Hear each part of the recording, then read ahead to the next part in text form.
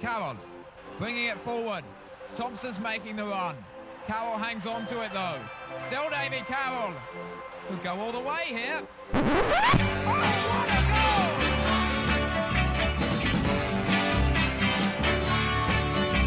I don't know what it is that makes me love you so. I only know I never wanna let you go. 'Cause you started something, you see, that ever since we met you had a hold on me. It happens to be true.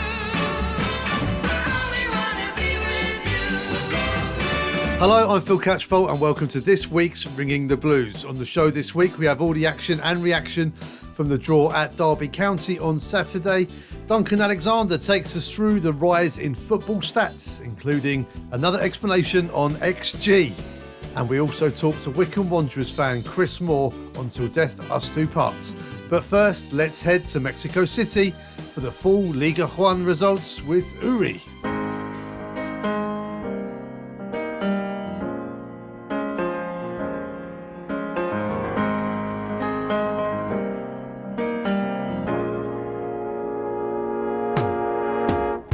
We are ringing the blues from Mexico City. It's me, Uri, and here are the League One results.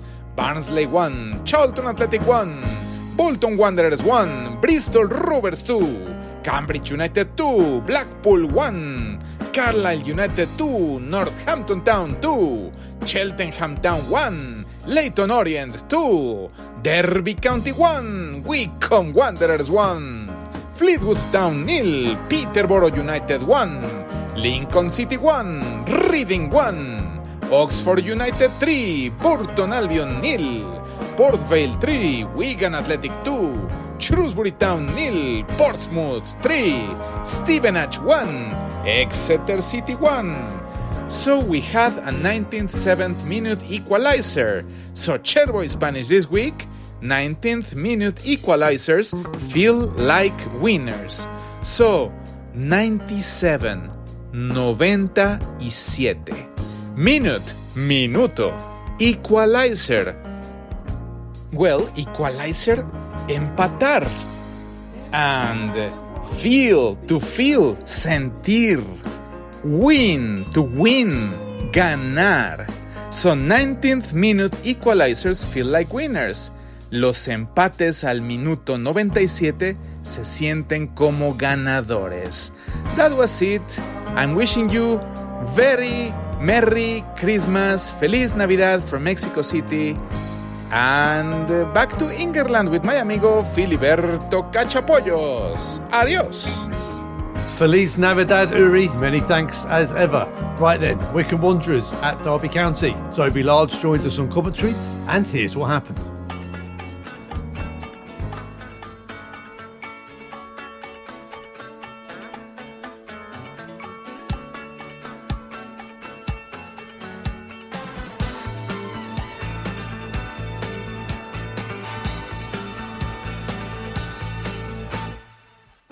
Welcome to Pride Park. Wycombe Wanderers are in the East Midlands taking on their old friends Derby County in Football League One.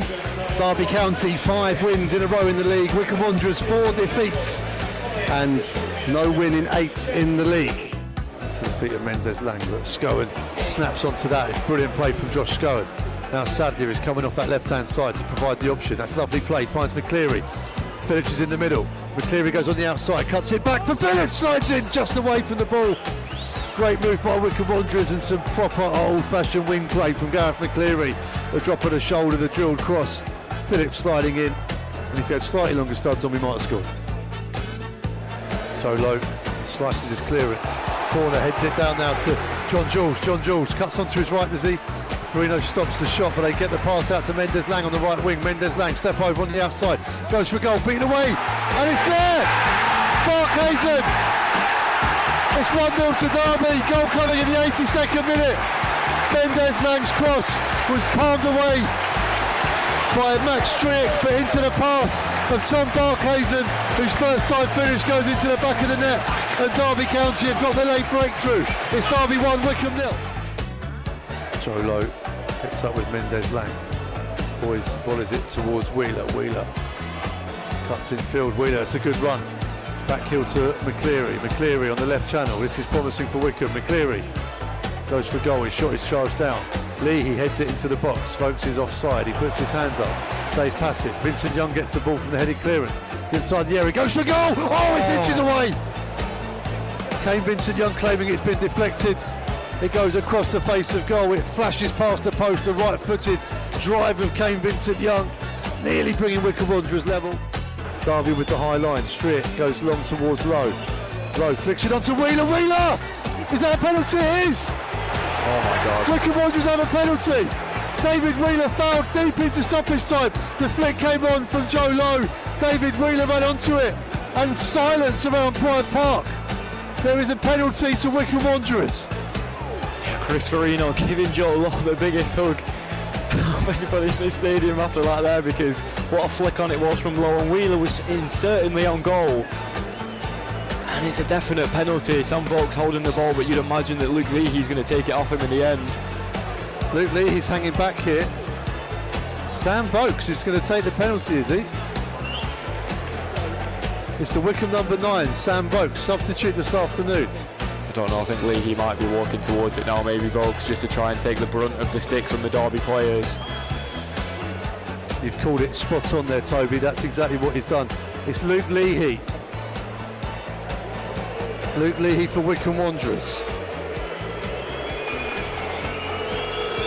5 goals in all competitions by the EFL Trophy this season. Can he rescue a point for Wycombe Wanderers at the death here at Pride Park?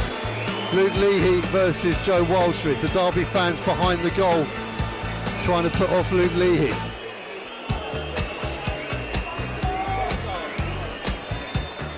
Leahy takes 3, 4, 5 steps back now.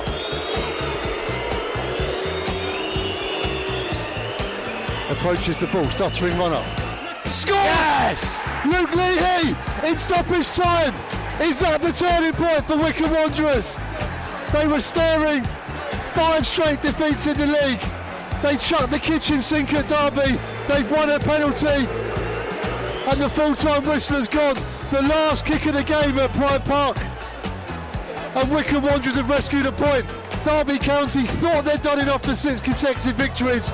Wycombe Wanderers have plucked it out of somewhere. Injury time equaliser for Wycombe Wanderers. Full time here at Pride Park. Derby County 1, Wycombe Wanderers 1. Gaffer, first and foremost, talk about your emotions there in the was it the 7th minute of 6 added on? Yeah, just elation. I think the effort that the boys put into the performance today, the application, the quality we showed at times to come away from home in a big stadium against a hugely historic club with massive following, to come away from the game with more XG, more shots. I'm so proud of the boys, the discipline they put into that performance. We obviously changed shape today, worked extremely hard on that this week. Lost Dale to illness, on top of the other injuries we have, so we felt like it was the right time to freshen out with a different shape, and the boys have worked really diligently. We've had meeting upon meeting, training session, is obviously 1 week to try and get that into them, but it would have been a travesty if we didn't get anything from the game today. The quality we showed at times and the discipline the boys showed.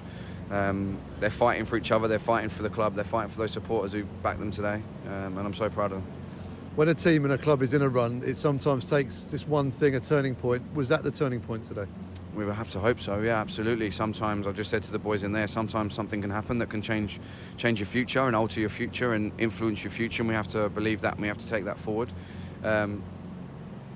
Look, these lads are, there's some special group of special people.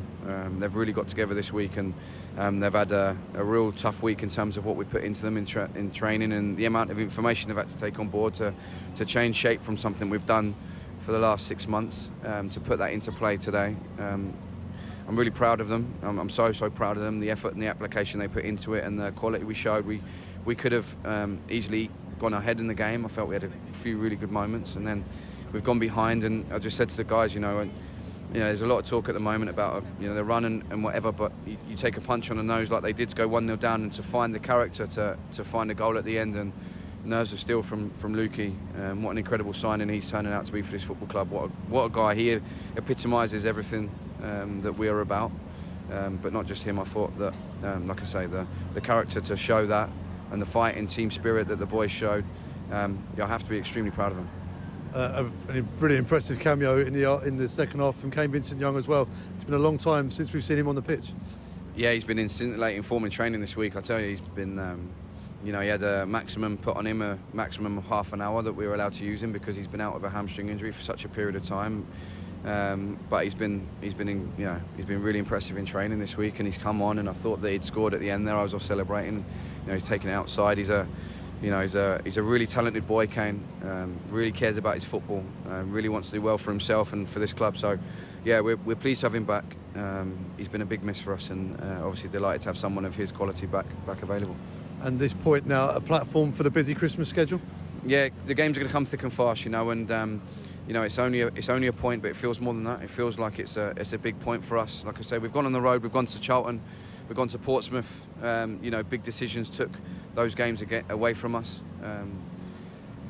We've gone to Oxford and come so close. We went to Peterborough and could have easily had more. We've really gone on the road and really taken games to our opposition. Today, obviously, we knew that a Derby team with a big following we're going to have more possession with us, so we worked really diligently and really on our discipline out of possession this week, especially with the change of shape. Yeah, like I say, I have to be really proud of the way the boys performed today, and that's a group that are fighting for each other and fighting for this club for sure. It seems that's been a really big decision this week, that change of shape.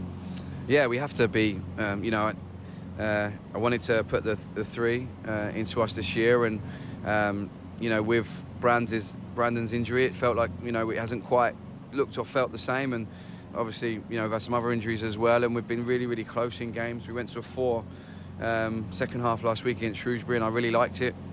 G-Mac seems like he's got a spring in his step. Sad's off the other wing. I felt like it was the right thing to do. We felt as staff, so we discussed it a lot over the weekend and put it into play in training this week, and really pleased the way it's worked off. I think we've got both formations now available to us. And a lovely moment at the end, all the team and yourself over in that corner with the 400 Wycombe travelling fans.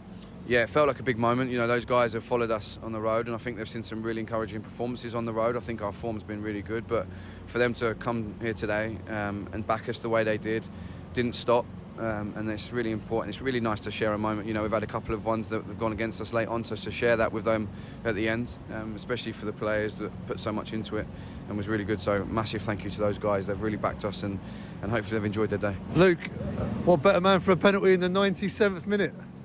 Yeah, as soon as I seen Wheels win it, I was like, oh, this is my moment. I had it here last year with Shrewsbury against the same keeper to go level in that goal. So yeah, I've just completed that goal there then. Ticked off both ends of the ground. It looked like Vokes was going to take it. Was that just to sort of take the heat off out of the situation with him sort of pretending to take the penalty at the start? Yeah, I've done it everywhere I go, to be fair. I just get someone else to take all the flack and just protect the penalty spot while I just stand away from it and gather my thoughts. And I practice every day and for them situations, and thankfully today it's paid off again. We spoke in the week about your return. It's not been long since that layoff. This is an intense situation. How are you feeling? Yeah, I was fine. Like I say, when I said when I spoke to you a few weeks ago, I practice them all the time. So I'm ready for that situation. I take myself away from all the goings on and just sort of, like I say, gather my thoughts and score. It would have felt like a very harsh defeat with the performance today. Neither keeper really called into that much action, so a defeat would have been harsh, right? Yeah, definitely. I think we set out a real good game plan today, and we stuck to it. And their goal, the cross comes in, and it's just Max can't sort of hold on to it, and they're first to react. But we didn't drop our heads. We kept going. I think it was sort of the penalty was the last kick of the game, wasn't it? So it shows you how much we believed, and there was a real belief today before the game that we could get something from it. I think, and that showed. There's a real togetherness. Everyone was fighting for each other. Everyone was picking each other up, even if they'd won a header or something. So that's the type of group we have, and thankfully today it's moments like that it pays off. How's this week been at training? It's been a change of shape to implement as well. Has it been hard work?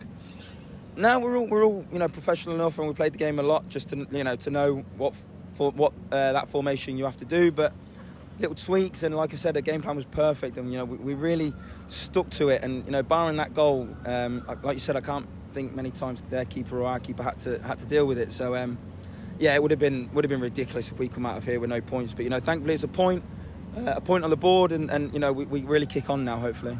Lovely little scene at the end there with the whole team, you leading the way. I think you were the last one to leave the away end as well, with the gaffer too, with those 400 or so travelling fans.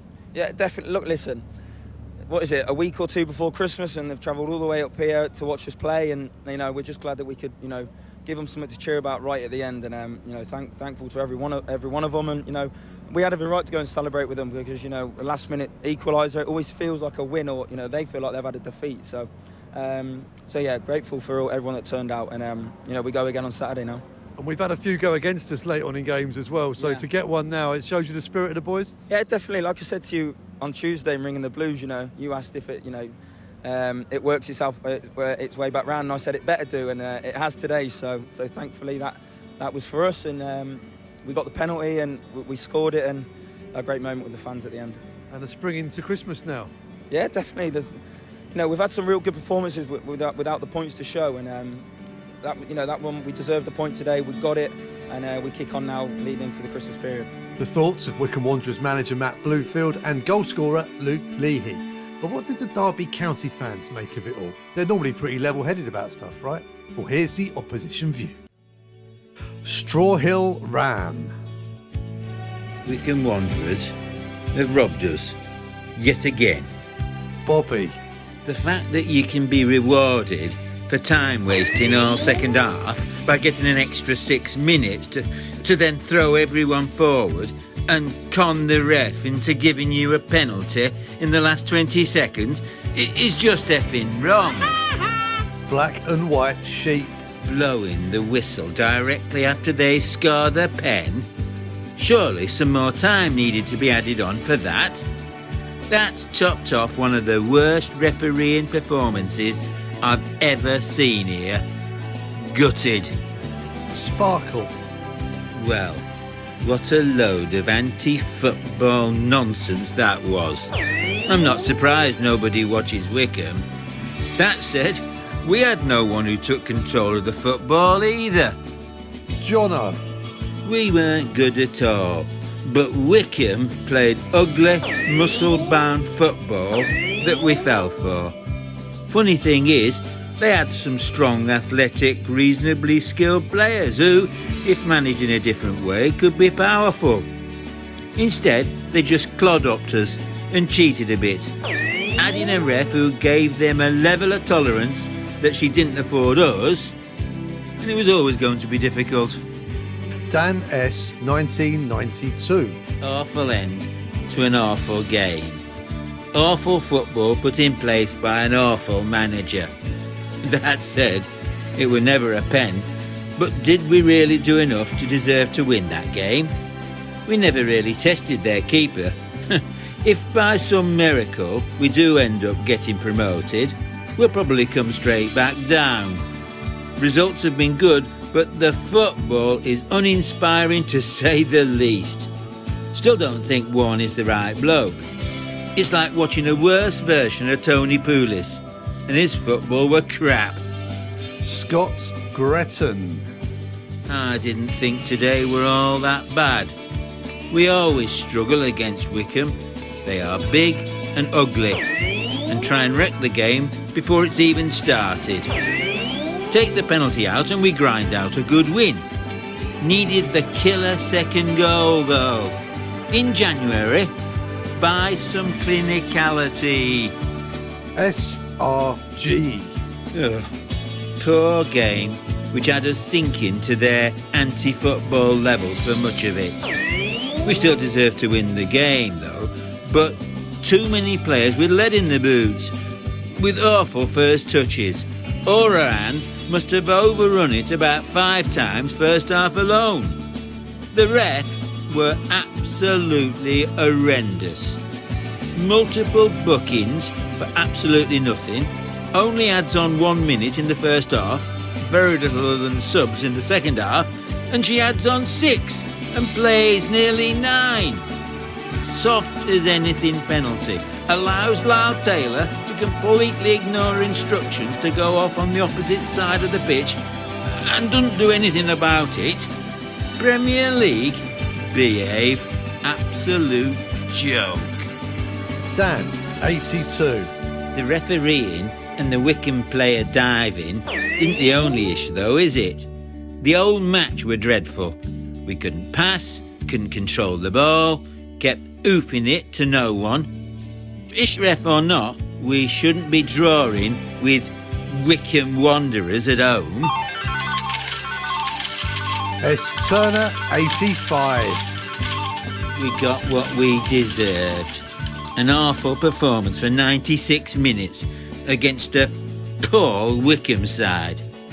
The ref's coming in for some stick, but all the bookings were deserved, and it were dopey defending for the penalty. Well, there we go. I thought the referee was pretty good myself.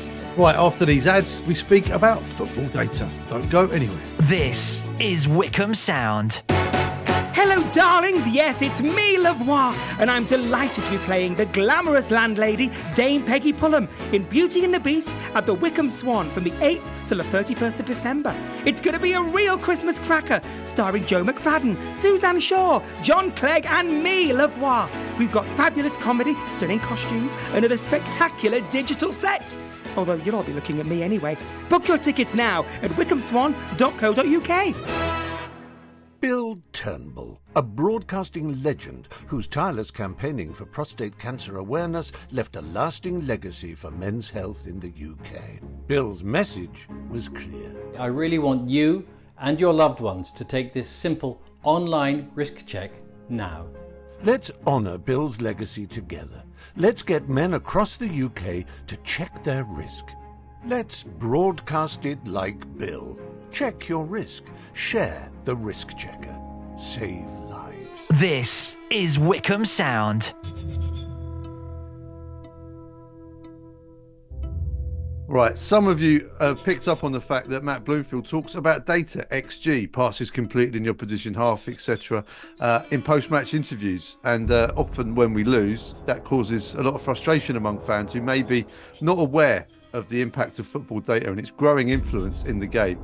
Now, we're very lucky to have in our ranks at Wycombe Wanderers, one of our fans is all about football data. In fact, he's made a fantastic career out of it. It's oily sailor Duncan Alexander. Duncan, how are you? Hello, Phil. Yeah, I'm good, thanks. Merry Christmas. Merry Christmas to you too. Football data, it's becoming more and more of a thing. Obviously, Gareth Ainsworth never really spoke about football data, really. But Matt Bloomfield is a more modern coach. He has a different philosophy, different way of playing, and he's often been using football data in his post-match interviews. What's your take on that? Well, I think it's interesting you mentioned the Ainsworth era, because I think, Wycombe and other clubs did use data in that era. But you're right, he didn't talk about it. I think the difference is when you have managers now, there's loads of managers in the Championship, all in their 30s. There's obviously Matt, there's others in League One of that generation. I think they've grown up with it so much that for them, it's very much part and parcel of the language of football. So it's not really a surprise to hear it more in post-match interviews and other places. XG's the big one. That's been around now for a few years, and it still causes large debate and division. It's a bit like the football Brexit, I guess. Some people think, we should all be living and dying by it. Others think, well, there's no XG column in the league table. Why are we wasting our time with it? Why is it such a key indicator of performance, and why do so many managers look to it? Well, let's address why it's a bit contentious sometimes. I think and I was involved at Opta when it first came out, so I'm partly to blame here, but the name isn't great. The name expected goals, I think, leads people to think it's kind of predicting the future, like it's going to, tell you what you should do in a game. But really what it is sort of a rating of chance quality. So if you have 20 shots, right, that sounds quite good, but if all of them are from 35 yards, the chance of them going in historically is very small. Obviously everyone remembers the ones that do, but the vast majority don't. So, and conversely, if you have, say, 2 shots in a game, but both of them are from inside the 6-yard box, that they're both going to have a very high XG. So it kind of works better over a longer term. It's a really good indicator of a team's strength and form over a longer term. But yeah, it's essentially rating the sort of chances that a team both creates and concedes. So for a manager, I think it's a useful tool in terms of, if a team fails to score but they've created a decent XG, it probably shows that maybe they're a bit unlucky in that game. Conversely, there have been, I guess, games this season where Wycombe and other teams do rack up a lot of shots and get a reasonable amount of XG, but a lot of those shots were low quality. So, it's not saying one thing or the other. It's basically you can use it to sort of assess how a team's done, but there's obviously more to a game than just shots. And one of the things I've always wondered, because obviously in the Premier League, there's eyes, there's people there watching everything, and it's all pretty much done there and then. How's all this data gathered, especially in League One? I mean, I know there's someone doing stats. Are they the ones that are grading the chance? So, yeah, League One and League Two have had essentially Premier League level data being collected for about the last 5 seasons now. So, in exactly the same way, it's not done at grounds, it's done off screens with special kind of custom built software. At the moment, Opta are the data providers to the EFL and Premier League. So yeah, I mean, essentially the numbers you get for the Premier League are collected exactly the same for Wycombe. So that means, whatever your scores app you use at the game, from things like Live Score, FootMob, whatever, you can look in there and that XG is available in real time during the game. And hence managers can reference it after games. I was looking up the M40 to our old friends up at Oxford United, and a few of their sort of journalists and fans who sort of into this sort of stats-driven stuff was saying that Oxford were outperforming their XG quite dramatically under Liam Manning, and this slump that they are now having with their new manager Des Buckingham, or supposed slump, is because they've just gone back to what the XG data was telling everybody initially. What's your take on that? Because you can outperform your XG. I guess if you've got an informed, confident striker, then they will take more difficult chances. Yeah, I mean, that's the thing with expected goals is you do get teams that are perhaps everything they hit's going in, so they are outperforming their XG, and maybe Oxford were a bit like that at the start of the season. Conversely, you do get players, such as Lionel Messi, who I don't think has ever played or will ever will for Oxford, but who consistently outperforms his XG because guess what? He's one of the best players ever in the history of the game. So yeah, I mean, perhaps the sort of slowdown in form for Oxford was going to happen anyway. I think, they were running a bit hot at the start of the season, but at the same time, I'm sure, Wycombe fans can remember, that changing a manager mid-season can interrupt a flow a little bit. So there's myriad factors that go into this sort of stuff. But yeah, I think Oxford were due a little bit of a slowdown, definitely. And it brings into the sort of a less data-centric, that element of luck, isn't it? If your luck's in and you want a good run and confidence is high, you can't really legislate for that, can you? No, I mean, this is why we love football. It is, it's the lowest scoring sport in the world and the most popular. And it's because, in a high scoring sport, say like basketball, a bad team will lose a lot more because the scoring's so regular that they find it hard to keep up. In football, as we know, you can get outplayed for 90 minutes, but nick a 1-0 win. We've all seen that, whoever you support. So that's why I think football's there is a randomness to it that the data that's shown in the data, to be fair, but that you can't really escape, and that makes it good. So the data really is underlying there. It's not propping anything up. It's just there as an indicator that's used, and it's not the be all and end all. Because I think a few fans may be worried that we're becoming an AI sport, perhaps. No, not at all. I mean, the point is that you look at the best football managers and the best clubs in the world, and it's because of the human input that all the data does is allow you to kind of get to conclusions quicker, or maybe, look at a wider data set more quickly. That, and I think we see in terms of fitness, tactics, performance, all those things have gone through the roof in the last sort of 10 or 20 years, and that's all been helped by data, but it's not because of data. It just allows people to do their jobs better. And I think, nothing's really changed apart from essentially, I guess, a kind of democratization of the preparation. And it's a fast evolving field. What's the latest trends in data? What are you all talking about?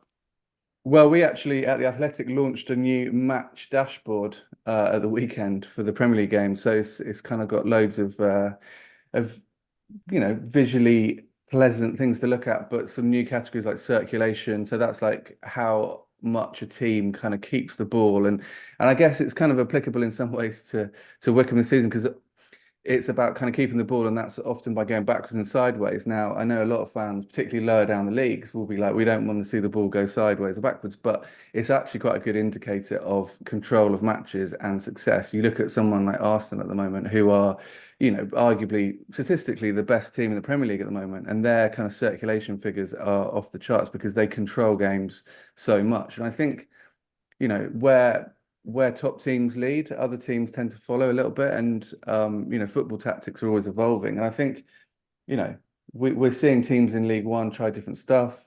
Sometimes it works, sometimes it doesn't. But I think the point is that, in terms of managers as a whole, we're at a kind of a very good point in terms of experimentation and understanding of how you can convert ideas and theories into actions on the pitch. And there's some good old-fashioned stuff as well. We're looking at John Mousinho at Pompey. He's really tightened up their set pieces at both ends of the pitch, and lo and behold, they're top of the table. Yeah, I mean, this is another thing. The last couple of years, people have, I guess, focused when Barcelona were in their pomp on sort of, intricate passing. But really, the best teams now are the ones that are best at set pieces. The best, look at Everton this season under Dyche. They've become really, really good at set pieces, and lo and behold, they're shrugging off a 10-point deduction. Again, Arsenal at corners are really good. Liverpool as well. It's not rocket science in some ways. Become good at set pieces, and you'll do well. And I think where it's changed, I guess, is invention. Again, because of data and video stuff, managers and coaches can now kind of be more inventive. Or you might see, a routine from the Bulgarian second division that, 30 years ago, no one would have seen, but now you can see it and maybe use that as an inspiration. I think, again, the homogenization of football in some ways is bad, but in a lot of ways it allows, different ideas to kind of filter through much more quickly. And one of the expressions we were WhatsApping, setting up this chat, you dropped in field tilt. Now I try and keep up to date as best as I can with what's going on, but field tilt is a new one for me. What is field tilt?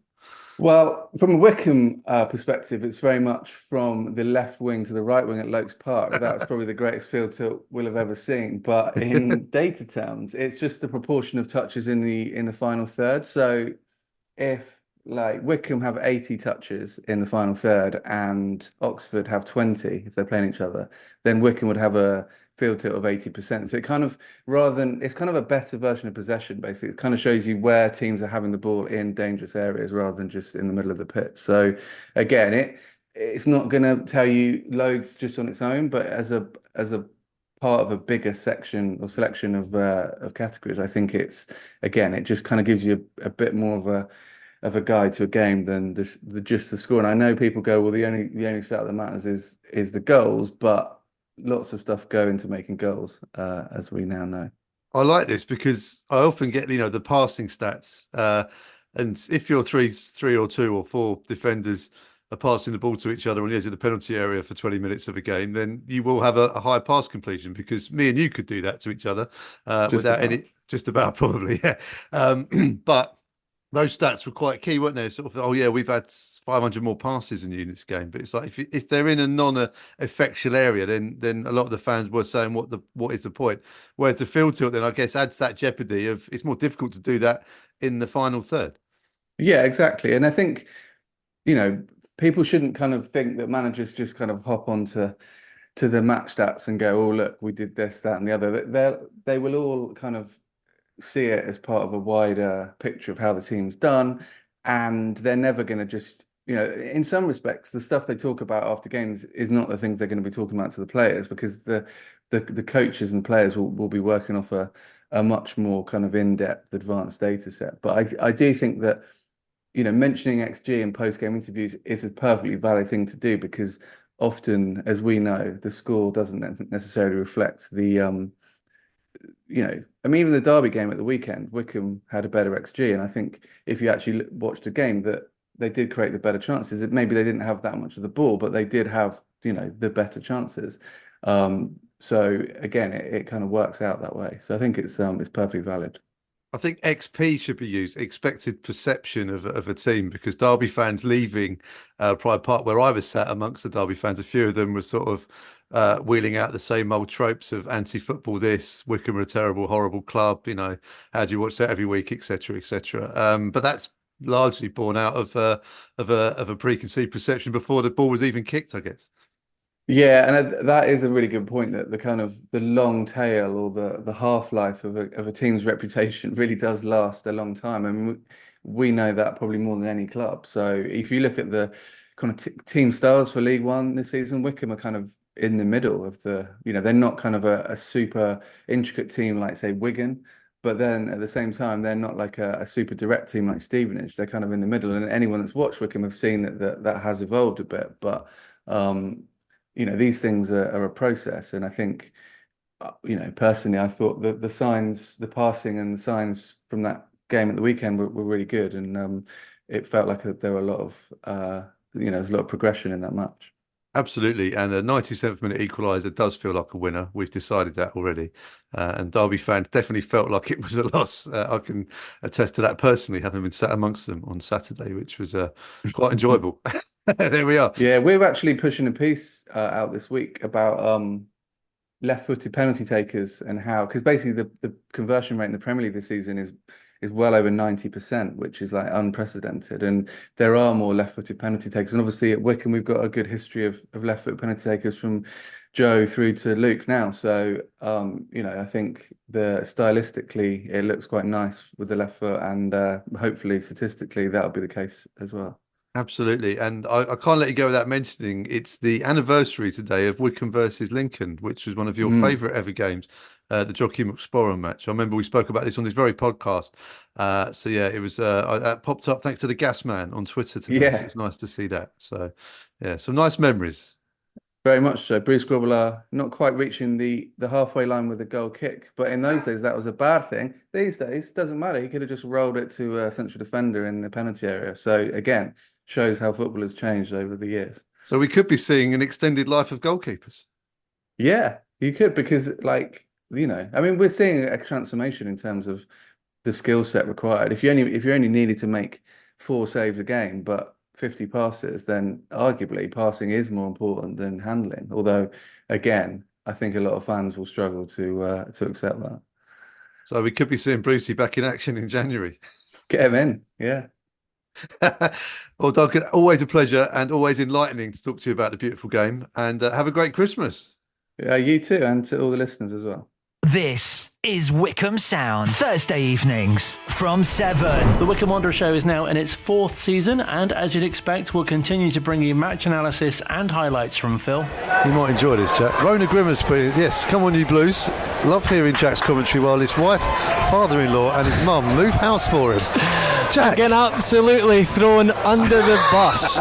We'll regularly hear from manager Matt Bloomfield. Of course, there's technical and tactical stuff that we've been working on that we would like to see, but in terms of what I want to see and have to see, it's all about the hard work, togetherness and team spirit, and everything else comes off the back of that. As well as members of the current team. We have discussions about how we're going to do it better, and I think the only way you can do that is by keep practicing, keep learning, and hopefully then we'll get better and better with it. And ex-players. Everyone says as fast as I probably run, and they're probably right. Yeah, it's just a motion-fueled moment there, really. It was great, because my dad is one of those people that gave me a lot of stick about not scoring as well, so I just wanted to see him and rub it in. We'll bring you news from in and around the club, continue to follow Wycombe Wanderers women, and some things you wouldn't expect. Too much? Too much or not enough? Tell the orchestra they can go now. And don't forget you can catch up with the show via the podcast. The Wycombe Wanderers Show, only on Wycombe Sound. We could use this time to tell you that 89% of the UK population tunes into the radio every week, and every £1 spent on radio advertising delivers twice the audience of any other medium. Or we could fill this spot with your advert. Wycombe Sound has a range of bespoke packages tailored to suit your budget and options to either create or send us your advert. Plus a 10-minute interview to plug your company. For more information, go to wycombesound.org.uk or give us a call on 01494 449900. Advertising with Wycombe Sound has never been easier. Online, on Radio Player, and on 106.6 FM. This is Wycombe Sound. It's that part of the show, Till Death Us Do Part, where we talk to Wycombe Wanderers fans about their happy memories, and it's all related to a wedding feature. Something old, something new, something borrowed, and something blue. And to be put through their paces this week is Wycombe Wanderers fan Chris Moore. Chris, how are you? I'm very good, and not to make a joke too early on, but I'm quite abreast of the weddings as I've been married 3 times. So this features right up my street. You're going to be getting flashbacks maybe during this. A little bit. In a non-football way. Okay. Well, we always ask what the Wycombe Wanderers story is. You've got Wycombe Wanderers on your arm in a tattoo. So if people see you around at games, that's you. It is me. What's the connection? When did it all start? It started about 45 years ago. Outrageously, and I don't admit this very often, I was actually born in Slough. But then my first ever Wycombe game was away at Slough, watching Wycombe when I was about 4 or 5 years old. Fell in love with the club then, back in non-league days, and for my sins, followed us ever since. Now I have a 13-year-old son who's been passed on the gene of supporting Wycombe Wanderers. So now I have a cohort to go with me to games with. So, been a long love affair. It's definitely lasted longer than any of my marriages. I can say that for free. Well, there you go. That just underlines the quality of this feature, because I say it's your football club is for life, and you are proving Correct. that. Correct, absolutely. You don't change your team, you can change your wife. But anyway, don't tell her that. Yeah. Fantastic. We also see you about, or have done, in recent years in a more formal capacity as well. You've been helping the club out down the years.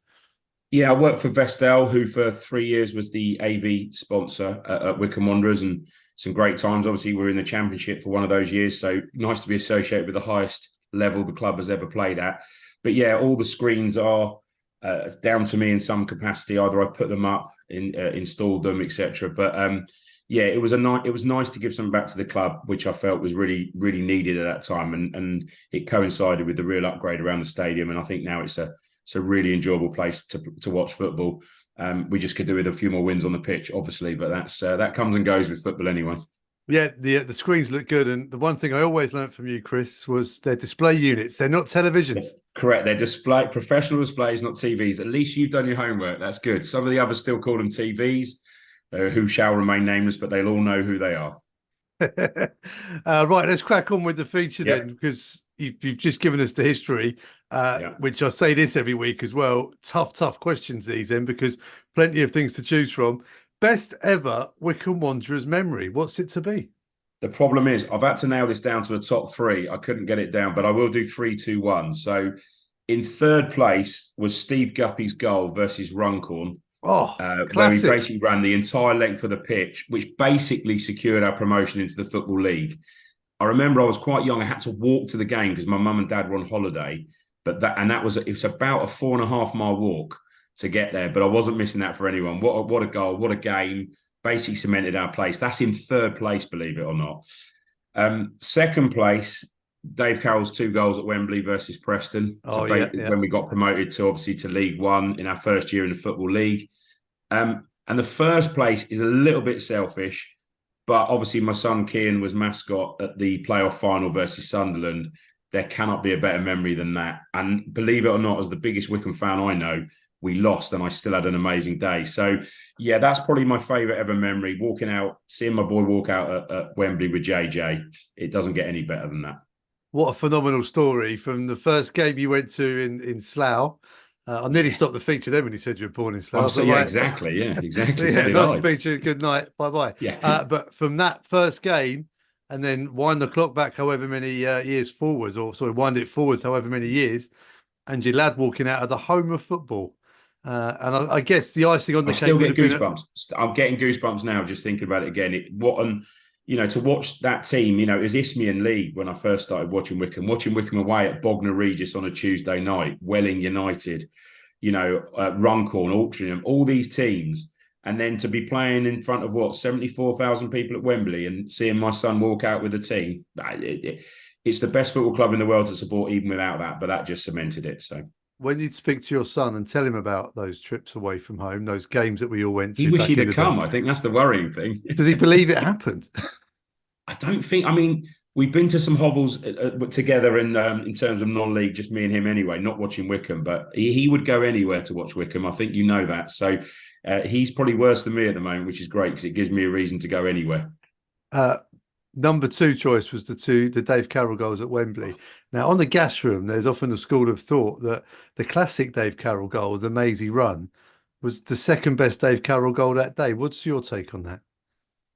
To be honest with you, I remember that day so vividly. So disappointed at half time to be 2-1 down. The moment Simon Garner equalised, I turned and went, we're going to win this. We are going to absolutely boss this. And everyone's like, no. I said, honestly, that goal's changed it. So that was probably the most important goal. I think Garner's just after half time. But yeah, for me, the team goal probably is better than Carroll's Maisie run. Because I think at that time, everyone was falling over on the pitch. But I mean, wow, Jesus. For me, probably the greatest ever player that I've seen in my era, Dave Carroll. But just what a joy to watch him play. And when we had him on one wing and Gups on the other, I mean, I don't care what level of football you watch, that is very, very special. And the third choice, Steve Guppy's run. I mean, you said you walked 4.5 miles to the game. He ran about 4 miles. I think he did. I think he ran further than me to score the goal, to be honest with you. But just, I think what it meant for the fact the season before we were so close, you know, with obviously losing out to the scum on goal difference. And to come back the following year and to get promoted, and effectively that game secured it. What a feeling! And I mean, you think back then, 1999, those years, and where we are now, it's just insane, absolutely insane. So yeah, what an incredible goal that was. That's just reminded me because hold on, you want to come and say hello? Oh, we've got another Wycombe Wanderette in the building. Yeah. I've just remembered, because I don't want to say I'm one of your stalkers, but you were born in Slough, but now you live near Colchester, right? Yeah. You don't have to make it difficult for yourself to be a Wycombe fan. Stanway, not Stanway, Essex, not Colchester. But weirdly, up until recently, my wife lived in the C word, which I don't really say. I didn't. I only had Stanway, Essex in my address. The only place, ironically, I was known to live in the C word was on the Wycombe Wanderers database, which I actually officially asked last season to remove from my address, which they have thankfully now done. So yes, but my son does go to school with a Wycombe Wanderers bag and is very, very proud of it. So yeah. Speaking of sons, you can hear my little boy has joined in the recording. This is Felix asking, "What's your name?" This is Chris, the Wycombe fan. It's Chris. Yeah. Hello. How old are you, Felix? The Christmas tree. Yeah, it's not a bad Christmas tree, is it? Yeah, Chris has got a Christmas tree in the background. Yeah, I have 3 actually. I don't want to show off, but I have nothing to do with any of them. Well, thank you. What's that? That's a microphone, Felix. Okay. Here. Okay. Can you say good night to Chris? Are you not tired? I am tired. Yeah. I'll be going to bed by soon. Okay. You'll be even more tired after he speaks to me a bit longer, Felix. To be honest with you. Me too. Okay. You say good night. Not yet. Not yet. You want to stay? Do you have to be quiet then if you stay there? Okay. Okay. That's it. So there's something old. Right. Something new. Your favourite player in the current squad and why? Tough choice. It is, but there's 2 of them, and I will narrow it down. But one of them is Josh Scowen. What a player! I love his energy, his ability on the ball, his never say die attitude. He probably might have nicked it, but he left, and then so that kind of is a small black mark on him. Bless him. So the actual winner for me is JJ. To me, just one of the most cultured, gifted footballers Wycombe Wanderers have ever had. In my time, very rarely gives the ball away. Cracking leader, similar pace to myself. And as I know JJ a bit, he won't mind me saying that. But makes up for it with positional sense, ability. And you know what? Just one of the nicest people you'll ever meet. And to me, he embodies everything which is incredible about Wycombe Wanderers. Just a great guy, a great footballer, and quite frankly, a Wycombe Wanderers legend, in my opinion. And I wouldn't just say one of the best players currently. I'd say one of the best players I've ever seen play for Wycombe Wanderers. Yeah, I think he would be in my all-time Wycombe Wanderers 11 at left back. Some great moments down the years as well. The penalty at Wembley, the hat-trick of set pieces, countless important penalties. The tackle at MK Dons surely must be a top 3 moment. The tackle at MK Dons, I watched that about 500 times. I still don't think he's going to get there, and he still does. The goal at Wembley against Southend, which was in the end was credited as an own goal, but he's all round. His set plays, his equaliser against Sunderland in that incredible 3-3 game. He just, I just love watching him. I was a former defender. You always get grief when goals go in, but to me, quite frankly, just an absolute sensational footballer, and I'm probably even a nicer person. So for me, current squad and probably almost all time, JJ, without a shadow of a doubt. Yeah, phenomenal guy and a great inspiration for many young Wycombe fans out there as well. And a lot of young left backs can look at JJ and learn And quite learn a something, lot. absolutely. Right, on to something borrowed. This could be your favourite ever Wycombe Wanderers loanee or player that you wish we'd signed that we didn't. Well, I thought I'd do, let's be honest, I think most people of my age, it's relatively easiest the favourite loanee because of just how good he was and how good he's gone to become, which is Eze, right? That's the easy answer. So I thought I'd go a little bit left field and go some of the players we should have signed. Currently, probably I think we all would love a goal scorer, right? I think every club does. So I was thinking, would it be maybe Alfie May of current times, Cole Stockton?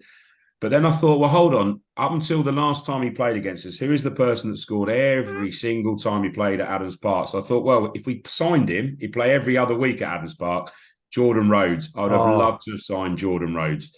Makes goal scoring look easy, still is at that level. And yeah, I think if we could have, I think if he'd wrapped up Adams Park pitch, he would have taken it round with him. He scored all the time. So definitely, I think Jordan Rhodes would have been the one that I'd still probably like to sign, but definitely would have when he was in his prime, without a shadow of a doubt. He certainly owes us, because I remember when he played for Huddersfield and scored, was it 4 goals in one game against us? Yeah. The scout I list think his that record night. was something like 13 goals in 7 games at Adams Park or something ridiculous. So I think if I could have signed anyone over my recent, it definitely would have been him, because I just think, goal scorers have changed your club, don't they? And I mean, you'll probably correct me, but I can't remember the last 20 goal season man at Wycombe was probably Stuart Bevan, or maybe even longer ago, it might have even been Sean Devine. But we haven't had that out-and-out goal scorer, which I think at this level, it takes you from a good side to a brilliant side. Bayo got close, but yeah, Bevan, I think you are right. Yeah. But yeah, that Jordan Rhodes game where he scored 4, I think there were 42 scouts there that night looking at him. And I think soon after he made a massive multi-million-pound move. We should have got 10%, I think, for that. I totally agree. We let him. We encouraged him enough to score 4, didn't he? So, but yeah, just a great player. And I think, I think the favourite loanee is relatively straightforward because of just how good Eze was. But I think I would have loved to sign Jordan Rhodes. I think he would have. I think we'd be currently still comfortably in the Championship with Jordan Rhodes in our squad, I think. Well, he's still playing. It could happen one day, Chris. It could, but yeah. Unfortunately, he'll probably score against us at Blackpool over Easter. Don't jinx it. Don't jinx it. Yeah, exactly. Right then, on to something blue. Your favourite ever piece of Wycombe Wanderers merchandise or idea that we're missing a trick on in the club shop. Well, I've consulted with a few people on this, and the common consensus was Wycombe Wanderers Lego players and stadium.